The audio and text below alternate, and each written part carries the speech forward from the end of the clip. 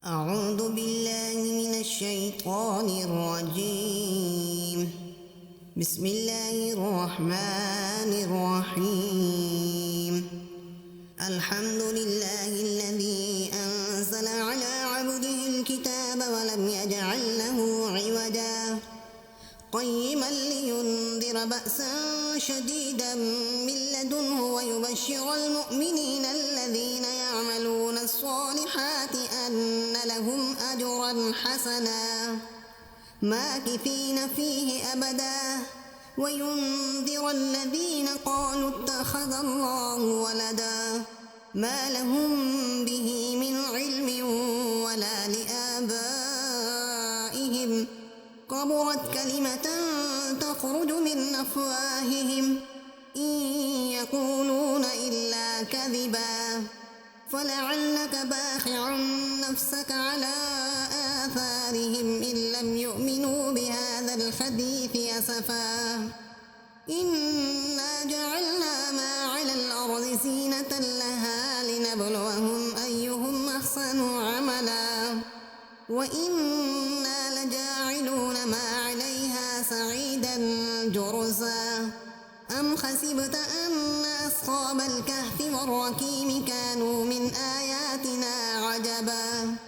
إذ أوى الفتية إلى الكهف فقالوا ربنا آتنا من لدنك رحمة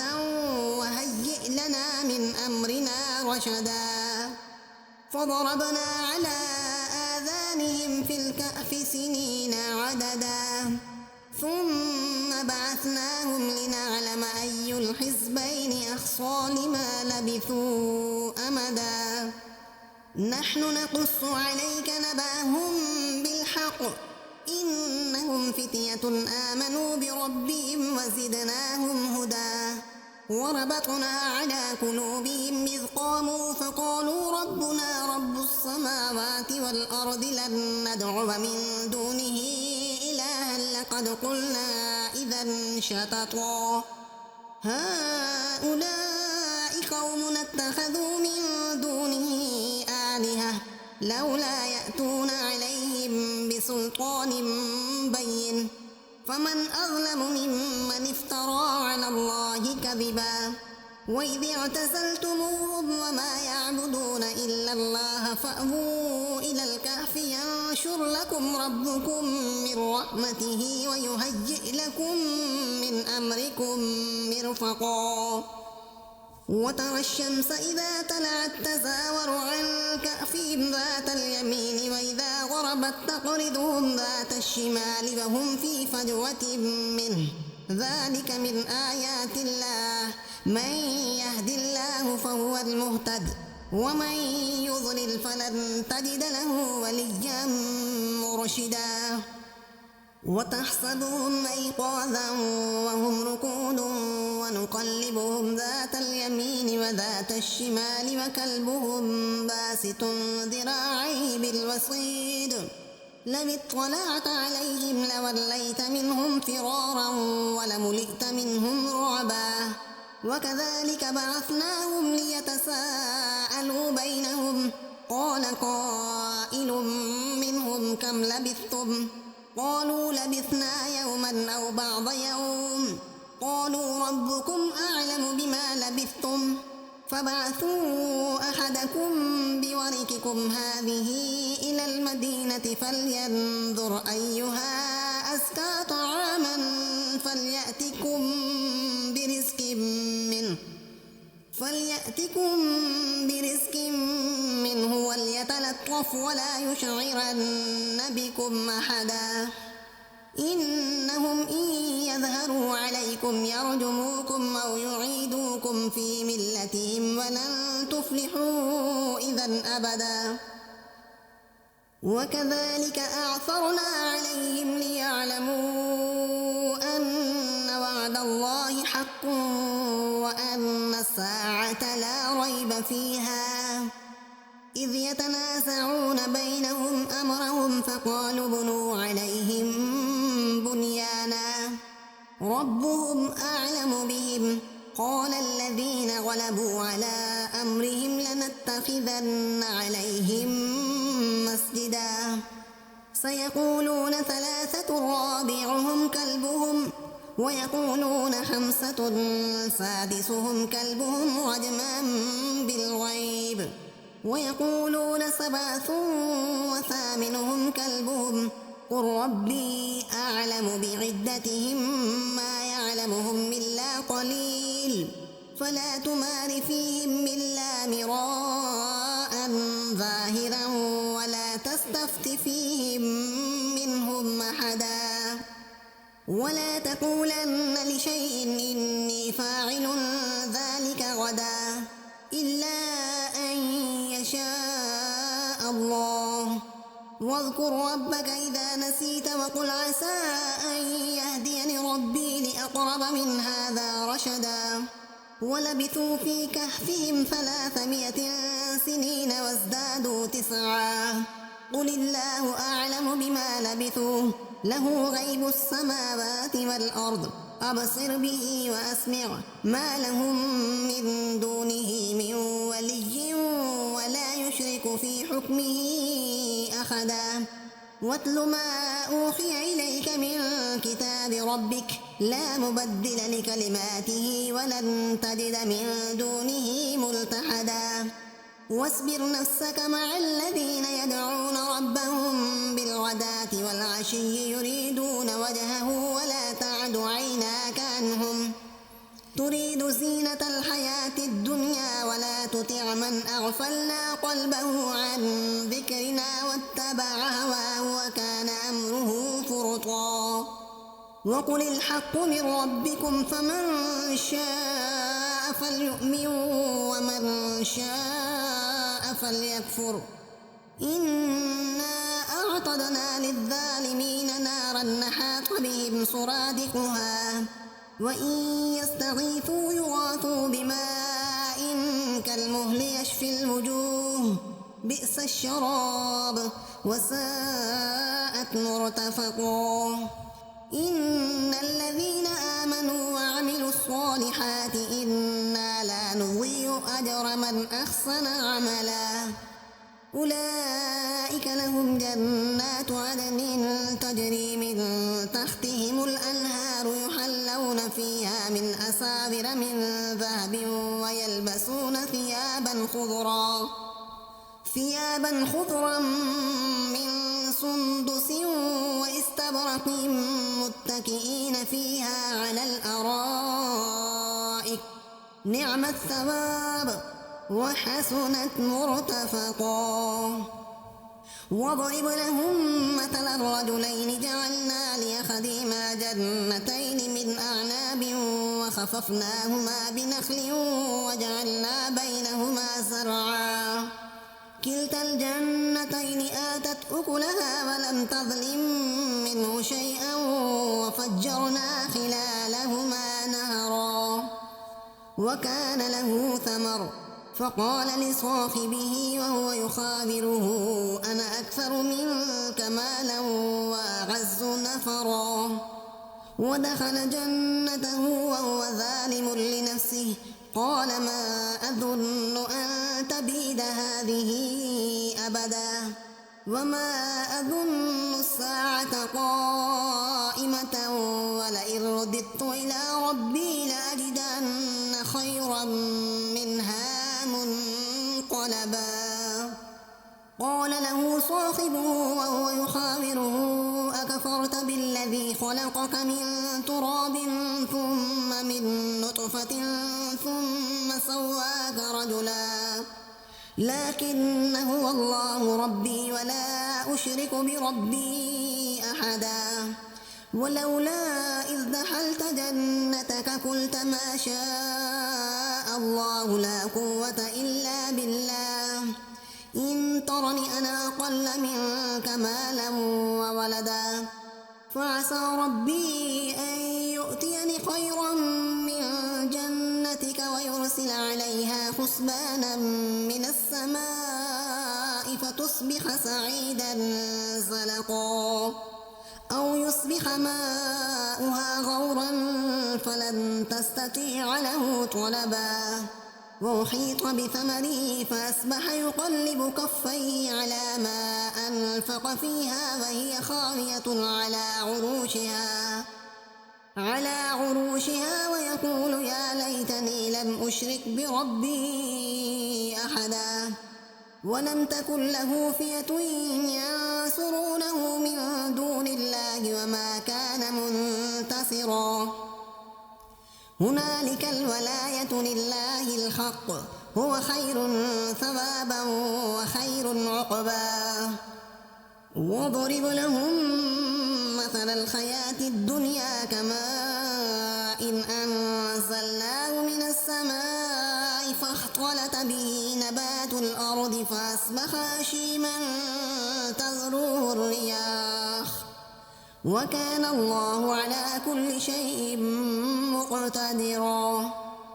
المال والبنون زينة الحياة الدنيا والباقيات الصالحات خير عند ربك ثوابا وخير أملا ويوم نسير الجبال وترى الأرض بارزة وحشرناهم فلم نغادر منهم أحدا وعرضوا على ربك صفا لقد جئتمونا كما خلقناكم أول مرة بل زعمتم أن لن نجعل لكم موعدا ووضع الكتاب فترى المجرمين مشفقين مما فيه ويقولون يا ويلتنا ما لهذا الكتاب لا يغادر صغيرة ولا كبيرة إلا أحصاها ووجدوا ما عملوا حاضرا ولا يظلم ربك أحدا وإذ قلنا للملائكة اسجدوا لآدم فسجدوا إلا إبليس كان من الجن ففسق عن أمر ربه أفتتخذونه وذريته أولياء من دوني وهم لكم عدو بئس للظالمين بدلا ما أشهدتهم خلق السماوات والأرض ولا خلق أنفسهم وما كنت متخذ المضلين عضدا ويوم يقول نادوا شركائي الذين زعمتم فدعوهم فلم يستجيبوا لهم وجعلنا بينهم موبقا ورأى المجرمون النار فظنوا أنهم مواقعوها ولم يجدوا عنها مصرفا ولقد صرفنا في هذا القرآن للناس من كل مثل وكان الإنسان أكثر شيء جدلا وما منع الناس أن يؤمنوا إذ جاءهم الهدى ويستغفروا ربهم إلا أن تأتيهم سنة الأولين أو يأتيهم العذاب قبلا وما نرسل المرسلين إلا مبشرين ومنذرين ويجادل الذين كفروا بالباطل ليدحضوا به الحق واتخذوا آياتي وما أنذروا هزوا ومن أظلم ممن ذكر بآيات ربه فأعرض عنها ونسي ما قدمت يداه إنا جعلنا على قلوبهم مكنة أن يفقهوه وفي آذانهم وقرا وإن تدعوهم إلى الهدى فلن يهتدوا إذا أبدا وربك الغفور ذو الرحمة لو يؤاخذهم بما كسبوا لعجل لهم العذاب بل لهم موعد لن يجدوا من دونه موئلا وتلك القرى أهلكناهم لما ظلموا وجعلنا لمهلكهم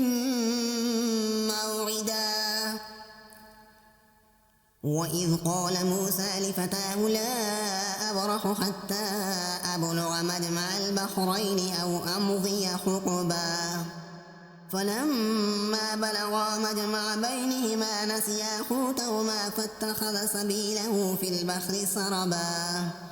فلما جاوزا قال لفتاه آتنا غداءنا أخلانا لقد لقينا من سفرنا هذا نصبا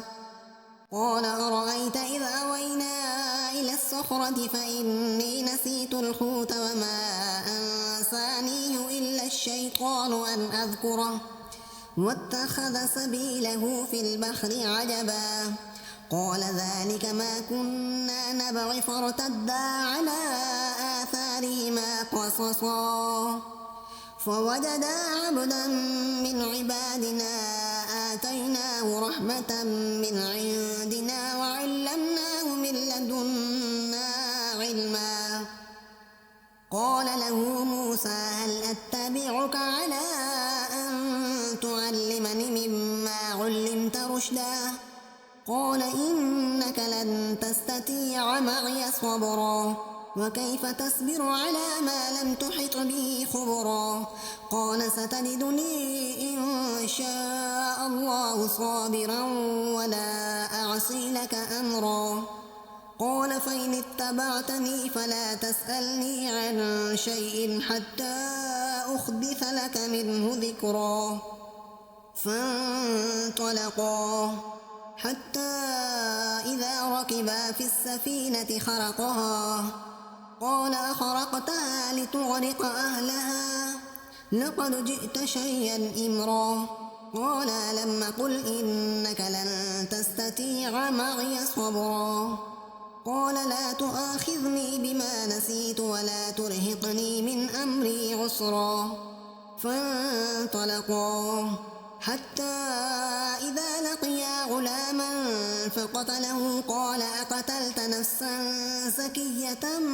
بغير نفس لقد جئت شيئا نكرا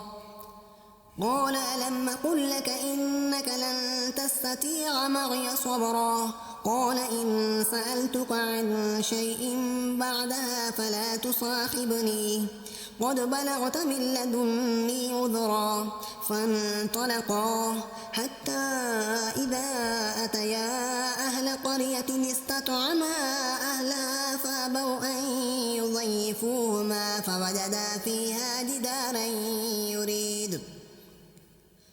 فوجدا فيها جدارا يريد أن ينقض فأقامه قال لو شئت لاتخذت عليه أجرا قال هذا فراق بيني وبينك سأنبئك بتأويل ما لم تستطع عليه صبرا أما السفينة فكانت لمساكين يعملون في البحر فأردت أن أعيبها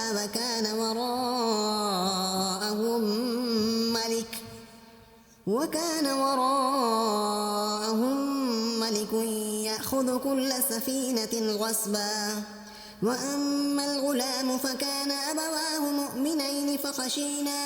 أن يرهقهما طغيانا وكفرا فأردنا أن يبدلهما ربهما خيرا منه زكاة وأقرب رحما وأما الجدار فكان لغلامين يتيمين في المدينة وكان تحته كنز لهما وكان أبوهما صالحا فأراد ربك أن يبلغا أشدهما ويستخرجا كنزهما رحمة من ربك وما فعلته عن أمري ذلك تأويل ما لم تستطع عليه صبرا ويسألونك عن ذي القرنين قل سأتلو عليكم